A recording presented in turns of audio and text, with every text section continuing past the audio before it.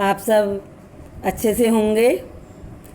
आज की व्याख्यान शैली में हम आपको सुमित्रा नंदन पंत द्वारा रचित वे आँखें कविता पढ़ाएंगे। सुमित्रा नंदन पंत द्वारा रचित आप कई पाठ पिछली कक्षाओं में भी पढ़ चुके हैं। सुमित्रा नंदन पंत प्रकृति के प्रेमी थे, छायावाद के आधार स्तंभ में से एक थे।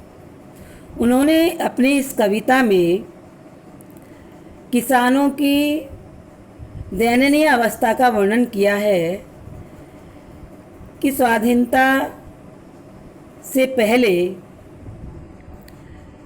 किसानों की क्या हालत थी। किसान जमींदारों के कर्ज में हमेशा दबे रहते थे और जमींदार उन पर अत्याचार करते थे। उसी का वर्णन करते हुए कवि सुमित्रा नंदन पंत जी कहते हैं, वे आँखें, जैसे आप देख रहे हो वे आँखें। आज कविता पढ़ेंगे हम। अंधकार की गुहा सरीखी उन आँखों से डरता है मन, भरा दूर तक उनमें दारुण दैन्य दुख का नीरव रोदन। भारतीय किसानों की दयनीय अवस्था का वर्णन करते हुए कवि कह रहे हैं कि जिस प्रकार एक गुफा में जो अंधकार से भी युक्त है, गुहा माने गुफा और सरीखे माने समान, जो गुफा अंधकार से युक्त है उस गुफा में जाते हुए डर लगता है, ठीक उसी प्रकार किसानों की आँखों को देखकर डर लगता है, क्योंकि वो गुफा के समान अंधकार से युक्त लग रही हैं। क्यों लग रही हैं? क्योंकि भरा दूर तक उनमें दारुण दैन्य दुख का नीरव रोदन।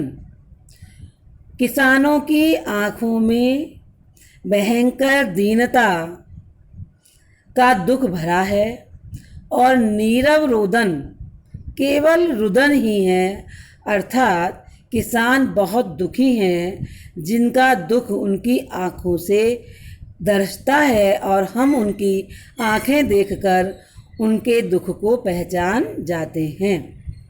वह स्वाधीन किसान रहा, अभिमान भरा आँखों में इसका, छोड़ उसे मझधार आज संसार कगार सदृश्य वह किसका। जब किसान स्वतंत्र था, स्वाभिमानी था, तो उसके आँखों में स्वाभिमान की चमक थी। लेकिन आज जिस प्रकार एक रेतीला किनारा टूटकर नदी में बह जाता है, ठीक उसी प्रकार आज किसानों की अवस्था है कि आज किसानों की कोई नहीं सुनता और किसानों को केवल दुख ही दुख हैं और वह बहुत दुख होकर बहुत ज़्यादा दयनीय अवस्था में रह रही हैं। लहराते बेखेत द्रवों में हुआ बेदखल वह, अब जिनसे हंसती थी उनके उसके जीवन की हरियाली जिनके तृण तृण से।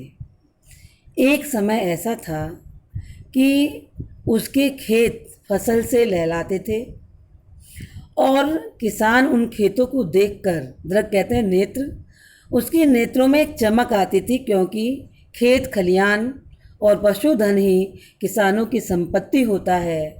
तो कवि कह रहा है कि जब आज वह किसान हुआ बेदखल, वह अब जिनसे, उन खेतों से जिनका अधिकार छिन गया है, जमींदारों ने उनको अधिकार से अलग कर दिया है, अपना कब्जा कर लिया है, तो आज उनके नेत्रों के सामने अपने लहलाते खेत नज़र आते हैं।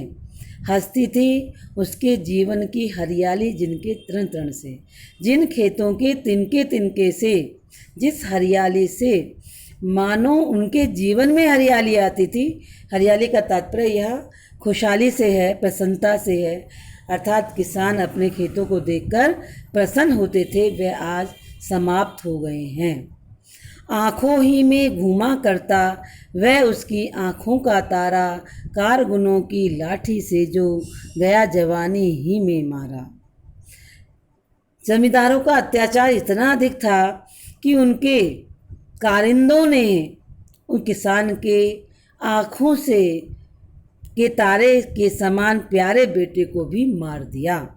कवि कहता है, जब उसे अपने बेटे की याद आती है जो उसकी आँखों के तारों के समान बहुत प्यारा था, आज उसके आँखों के सामने वह अपना प्यारा बेटा घूमता हुआ नजर आता है, जिस बेटे को जमींदारों के कारिंदों ने लाठी मारकर जवानी में ही मार दिया था। कहने का तात्पर्य यह है कि कवि कहना चाहता है कि किसानों पर जमींदारों का बहुत अत्याचार है और किसान बहुत दुखी हैं। धन्यवाद।